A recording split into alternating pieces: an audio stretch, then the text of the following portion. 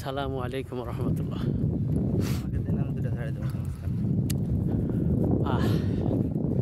প্রিয় দর্শক, আপনাদেরকে অনেক শুভেচ্ছা, স্বাগতম নিঝুম দ্বীপ হাতিয়া থেকে। আমরা ট্রেকিং করে নিঝুম দ্বীপটা দেখে শেষ করে এখন আমরা আমাদের ব্যারাকের উদ্দেশ্যে রওনা দিয়েছি।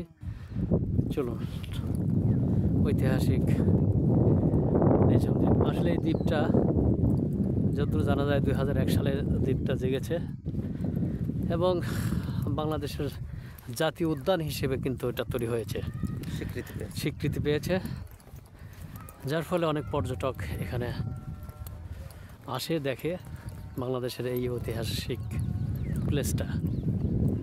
তো আমরা এখন চলে যাচ্ছি। আপনাদেরকে অসংখ্য ধন্যবাদ। আপনারা ভালো থাকবেন, সুস্থ থাকবেন। আমার দুটো মতামত নেন।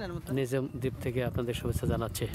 তো আমাদের পর্যটককে কেমন লাগলো আসলে? আসসালামু আলাইকুম। এই মুহূর্তে, শেষ মুহূর্তে নিঝুম দ্বীপে আসলাম, এসে গোসল করলাম, প্রকৃতি উপভোগ করছি, একেবারে ন্যাচারাল পরিবেশ। আসলে সত্য কথা বলতে গেলে কি যে প্রকৃতির মাঝে যে প্রশান্তি, যে শান্তি, প্রকৃতির সান্নিধ্যে আসার কারণে যে প্রশান্তিটা আসে, এটা কৃত্রিম কোনো বিষয় ইট পাথরের মধ্যে সেটা পাওয়া যাবে না, দালান বিল্ডিংয়ের মধ্যে সেটা পাওয়া যাবে না। আসলে কি মানুষের আসলে আনন্দ? হ্যাঁ, অবশ্যই আনন্দ উপভোগ করতে পারবে, কারণ এখানকার বাতাস, এখানকার বালি, এখানকার নদীর পানি, এখানকার বন, সব কিছু মানে হৃদয় কাড়া। জি জি। তো আলহামদুলিল্লাহ এখানে আসতে পেরেছি। তো যা আমি আরও আমাদের ভাই বোনদের বলবো, তারা যেন এই প্রকৃতির সান্নিধ্যে আসে এবং তাদের মনটাকে প্রশান্ত করে।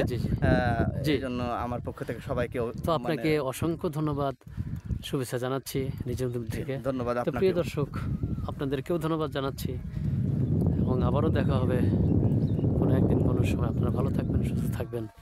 আসসালামু আলাইকুম রহমতুল্লাহ।